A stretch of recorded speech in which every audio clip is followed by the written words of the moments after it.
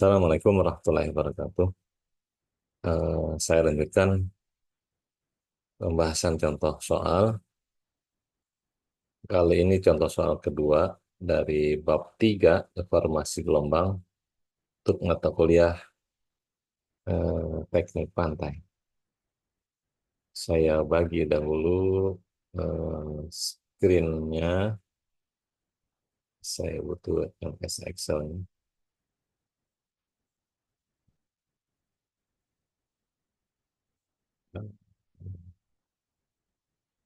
Nah, contoh 2 berbunyi, satu deret gelombang dengan periode 8 detik menuju pemecah gelombang dengan membentuk sudut besarnya peta sama dengan 60 derajat.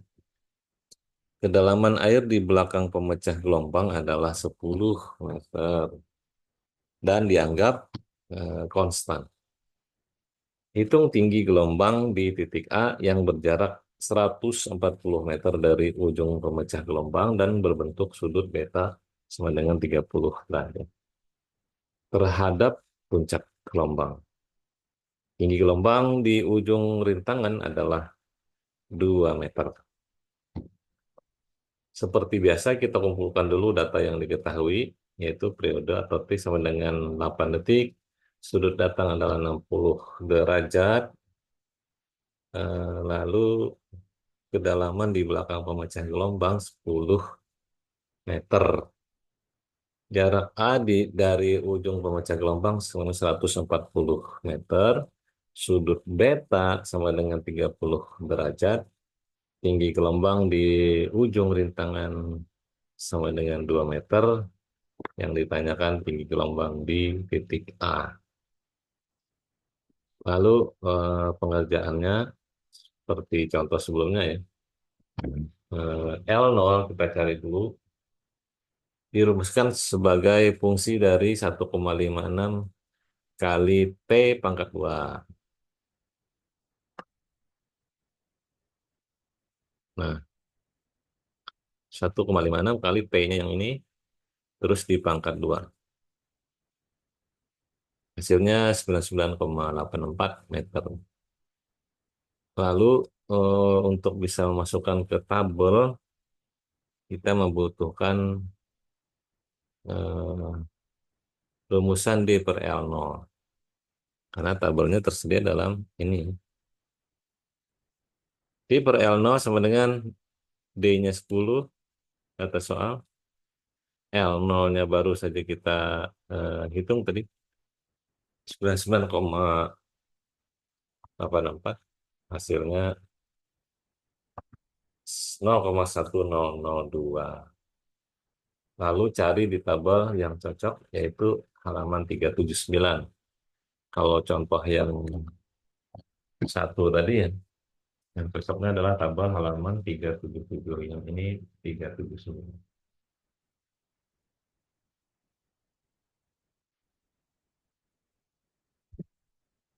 Nah, kita ambil eh, apa ini tabelnya, ya tabel halaman 379 tadi.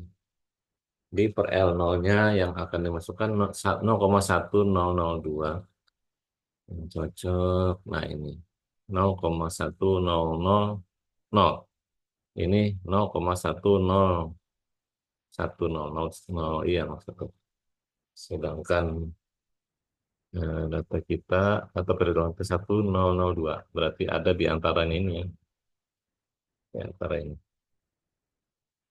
Kita harus menggunakan eh, interpolasi.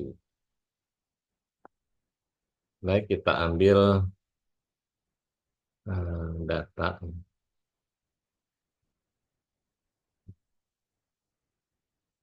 Ini tadi kepalanya namanya D per L0 dan ini D per L. D per L0, D per L.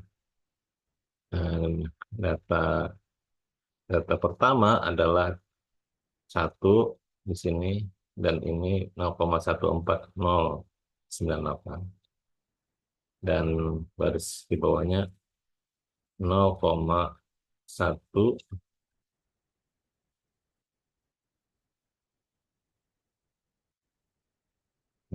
0,1010.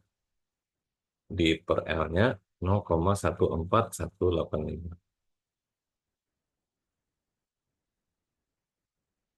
Nilai targetnya adalah di antara dua nih, yaitu 0,1002. Ini dari perhitungan. Tuh.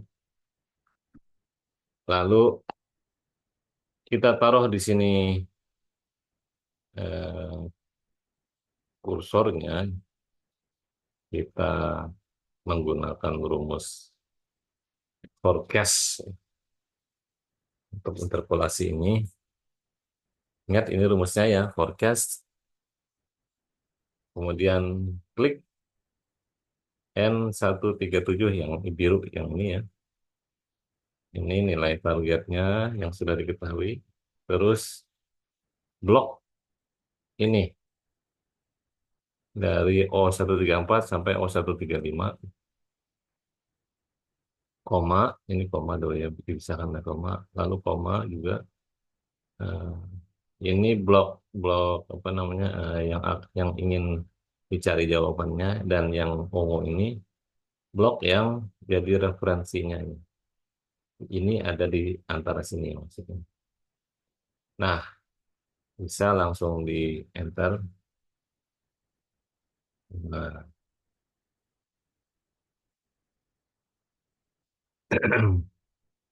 hasilnya 0,14112 sebagai nilai di per L.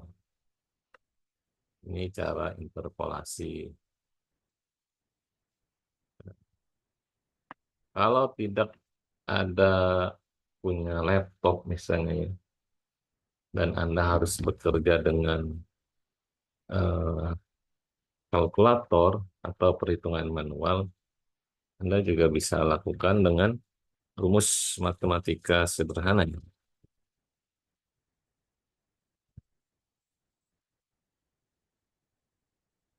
Saya coba carikan eh,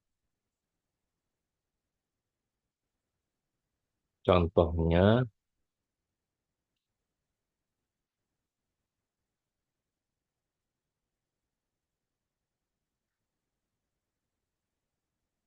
Sebentar.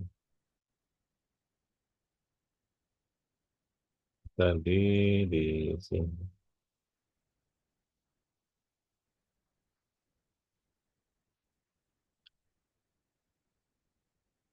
kita tutup dulu Excel-nya. Mau saya akan bagi. hmm, Nah, ini yang tidak menggunakan laptop atau yang akan menghitung manual bisa browsing dengan kata kunci ini. Cara menentukan persamaan garis lurus dan contohnya. Ini ada di pelajaran matematika kelas 8. Kelas 8 ini berarti SMP ya, SMP kelas 2. Nah, contohnya ada di bawah. Nah, ini bukan yang node line. Jika diketahui dua titik yang melalui garis. Tadi kan eh, dua titik kan yang diambil tadi. Bukan dua titik, dua baris ya. Dua baris dalam tabel L1 tadi. Nah, kita anggap nanti eh, sebelah kiri itu Y1, sebelah kanan X1, dan seterusnya. Rumusnya adalah ini, Y dikurangi Y1 per Y2 dikurangi Y1 itu akan sama dengan X dikurangi X1 per X2 dikurangi X1. Nah, lalu penjabarannya seperti ini, masukkan angkanya dan seterusnya. Nah, persamaan sekian Y sama dengan sekian X dikurangi sekian. Itu kan sudah diketahui dari perhitungan sebelumnya. Maka berapakah Y-nya? Baik, bisa dicoba ya, yang tidak menggunakan Excel. Anda bisa, ya tadi kata kuncinya coba cari di buku apa yang lain juga tersedia banyak ya. Selain itu, saya stop share ini. Oh, kita kembali ke pekerjaan Excel tadi. Saya lupa sampai di mana tadi. Oh iya, iya. Sampai interpolasi tadi ya. Nah, ini. Kalian sekali lagi bisa menggunakan, kalau tidak pakai Excel ya bisa menggunakan rumus dikerjakan secara manual. Tapi kalau pakai Excel, gunakan yang fungsi forecast ini. Kalau kalian eh, kesulitan, saya coba ulangi. Ini kalau ini kan sudah jadi. Kita taruh dulu angkanya. Nah, ini kuncinya ya. Saya akan hapus sama dengan klik ini. Oh, bukan. Oh, rumusnya dulu ya. Sama dengan forecast. Harus sudah muncul forecast. Ditekan tab saja. Lalu katanya X-nya berapa? X yang ini. Terus koma, noun Y, S. Apa yang sudah diketahui dari eh, Y ini? Itu yang ini. Y1 dan Y2 di blok saja. Lalu koma. Nah, yang aktif adalah noun X. Yang ini, blok X1 dan X2. Tutup kurung atau langsung enter bisa. Nah, ini hasilnya 0,1412 sama dengan kunci tadi ya.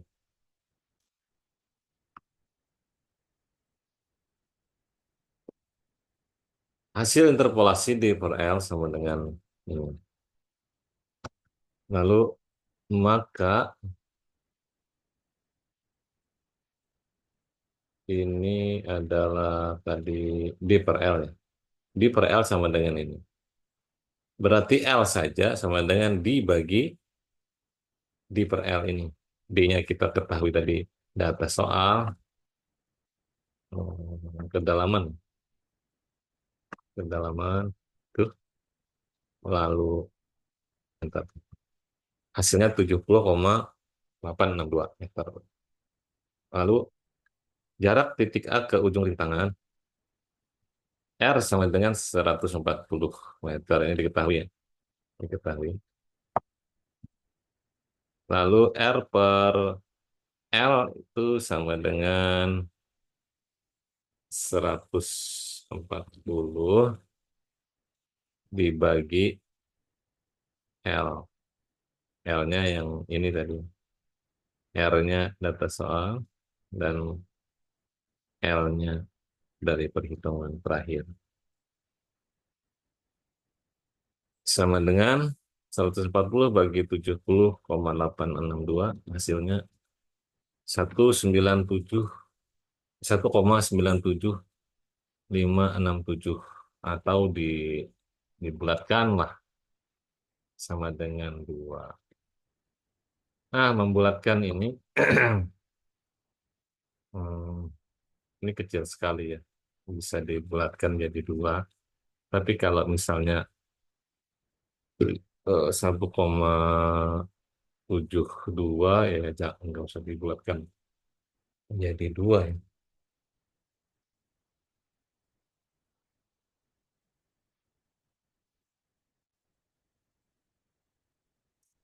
Ketik tanda ini sebagai eh, warning buat kita bahwa ini nilai pendekatan bukan nilai asli. Nah, kalau mau melakukan pendekatan bulat, gunakan fungsi round pembulatan. Apa yang dibulatkan adalah sel, isi dari sel di atas ini.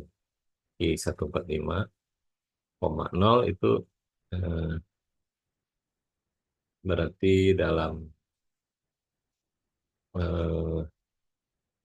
desimalnya dibulatkan ya jadi satuan. Kalau misalkan dibulatkan dalam puluhan, berarti round itu eh, tandai -1 ya. Maksudnya dihilangkan satu dari angka terakhir. Kalau misalkan dibulatkan dalam ratusan, berarti eh, isi komanya ini bukan nol tetapi -2. Artinya dua angka terakhir dibulatkan. Musiron lebih lanjut nanti dipelajari di Google apa di YouTube. Kemudian kalau misalkan pembulatan ke atas itu round up dan pembulatan ke bawah eh, round down. Sekali lagi pelajari ya. Ini bagus untuk nanti kalian akan mengerjakan RAB dan lain-lain yang membutuhkan fungsi pembulatan. eh, Fungsinya adalah ini round. Kalau round ini seperti kita ketahui dalam matematika ya, 5 ke atas itu dibuatkan menjadi satu, jadi 10 maksudnya. Sedangkan 5 ke bawah dibulatkan menjadi nol. Kurang dari 5. Tapi nanti akan ada pembulatan itu berapapun lebihnya harus dibulatkan ke atas.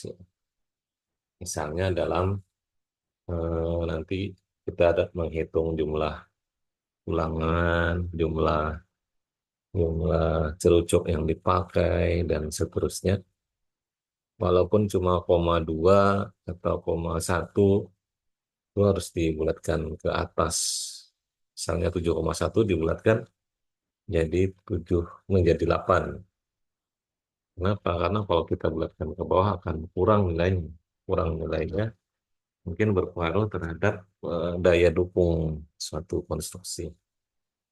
Nah, tetapi ada juga nanti pembulatan ke bawah untuk beberapa kasus ya. Ya, seperti misalnya dalam RAB kita membuatkan dalam ribuan, walaupun dia misalnya 100 100 apa 191.720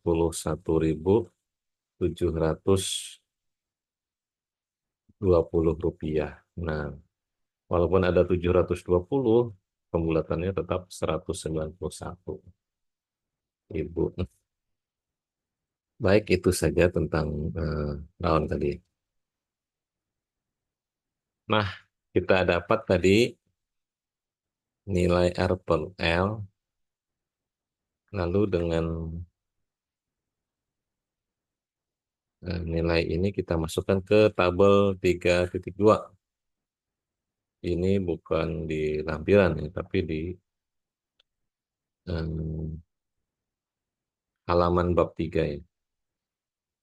Saya tidak, halaman 82 yang di bab 3. Nah, tabelnya seperti ini. Tabel koefisien difraksi gelombang, nilai K aksen dari gelombang datang. Nah, menggunakan tabel ini, pertama kita menginput nilai beta dulu ya. Terus dari nilai beta ini disediakan dari 0 sampai 180 derajat, tapi tidak ini ya tidak satu persatu. Dia lompat 0 ke 15 ke 30 45 60 75 90. Artinya ini lompat setiap 15 derajat. Hmm, Dalam derajat ini kita ketahui tadi dalam soal nilai beta adalah nih 30 derajat. Nah, kita tandai dulu 30 derajat nih di sini. Berarti nanti yang akan kena itu di di baris ini saja sampai ke bawah. Nah, setelah ini penandanya. Setelah nilai beta, kita masukkan lagi nilai teta. Nilai tetanya adalah 60 derajat. Tuh, sudut datang, teta 60 derajat. Nah, di tabel ini ada beberapa baris ya. Ini baris pertama dia 15 derajat sampai sini saja. Baris kedua, bukan baris ya, kelompok kedua theta 30 derajat sampai sini saja. 45 derajat sampai sini saja dan seterusnya. Nah, ini sampai 90. Ini adalah theta 75 derajat. Eh, 60 derajat ya. Soal tadi 60 derajatnya kita kurangi lagi. Berarti kita hanya akan mengambil pertama tadi dari kolom ini saja. Yang kedua dari kelompok ini saja. Berarti ringnya menyempit sampai sini saja ya. Sini saja nih pilihannya sampai sini.